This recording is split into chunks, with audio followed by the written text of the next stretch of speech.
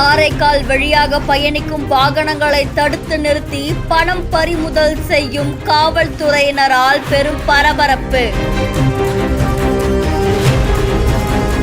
காவலர் ஒருவர் ஓட்டுநர் கொடுத்த பணத்தை மறைத்து வாங்கிய வீடியோ வெளியாகி பெரும் பரபரப்பு ஏற்பட்டிருக்கு.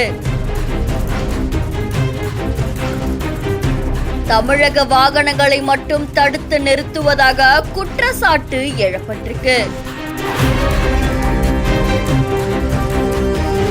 தமிழகத்திலிருந்து கிழக்கு கடற்கரை சாலை வழியா பயணிக்கக்கூடிய வாகனங்கள் புதுச்சேரி மாநிலத்தில் இருக்கக்கூடிய காரைக்கால் வழியா தான் பயணம் செய்ய வேண்டியது இருக்கு. இதுல காரைக்கால்ல இருக்கக்கூடிய போக்குவரத்து காவலர்கள் தமிழக எல்லை பகுதியில இருந்து வர வாகனங்களை தடுத்து நிறுத்தி அவங்க கிட்ட லஞ்சம் வாங்குற மாதிரியான செய்தி ஒண்ணு வெளியாச்சு. அது தொடர்பான வீடியோ வெளியாகி பெரும் பரபரப்பை ஏற்படுத்தி இருந்தது. இந்த நிலையில இது தொடர்பா காவல்துறை தரப்புல இருந்து வெளியான தகவல்கள்ல இதுல அங்க இருந்த போக்குவரத்து காவலர் அந்த வேன் டிரைவர் கிட்ட பணம் வாங்கினதுக்கான காரணம் என்ன அப்படின்னா, அவருடைய வேன்ல அதிகப்படியான பயணிகளை ஏத்திட்டு வந்ததால அதுக்காக தான் அபராதம் விதித்தோம், அந்த அபராதத்துக்கு தான் அதுக்கான பணம் வாங்கினதாகவும் சொல்லப்பட்டது.